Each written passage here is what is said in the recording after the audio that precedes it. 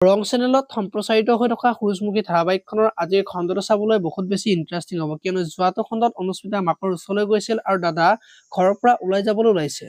যোৱা তাক ৰখোৱা যদি সি ঘৰত থকাটো বিচাৰিছে বুলি মাকক কৈছিল আৰু সেইজনীয়ে তাৰ মাথাটো শেষ কৰি দিলে। ভালেই হ'ল বিয়াখন নহ'ল বুলি কৈছিল আৰু তেতিয়া অনুস্মিতাই তুমি তেনেকে নকবা আমাৰ দাদাক কিন্তু উভতাই নাপাবা বুলি মাকক অনুস্মিতাই কোৱা দেখিবলৈ পাইছিল। আৰু আজিৰ খণ্ডটোত বিজয়ৰ ওচৰলৈ মাক যাব আৰু ঘৰ এৰি নাযাবলৈ ক'ব আৰু মই কি বিচাৰিছো তুমি এবাৰো ভাবি নোচোৱা, তুমি সদায় নিজৰটোৱে চিন্তা কৰি থাকিলা, গতিকে মই আৰু ইয়াত নাথাকো, তুমি তোমাৰ ইচ্ছামতে কৰি থকা বুলি মাকক ক'ব। এতিয়া বাৰু মাকে বিজয়ক ৰখাবনে দেখিবলৈ পাব আজিৰ খণ্ডটোত।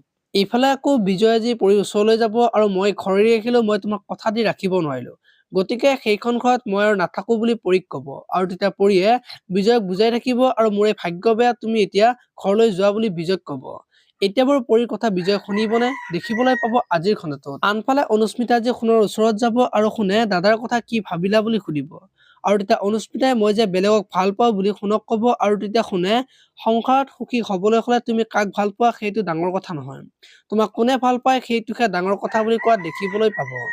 আপোনালোকে সূৰুযমুখী ধাৰাবাহিকখন চাই কেনেকুৱা পায় কমেন্ট কৰি জনাব আৰু যদি আপোনালোকে এতিয়ালৈকে চেনেলটো ছাবস্ক্ৰাইব কৰা নাই তেতিয়াহ'লে চেনেলটো ছাবস্ক্ৰাইব কৰি ভিডিঅ'টোত এটা লাইক কৰি দিব। ধন্যবাদ।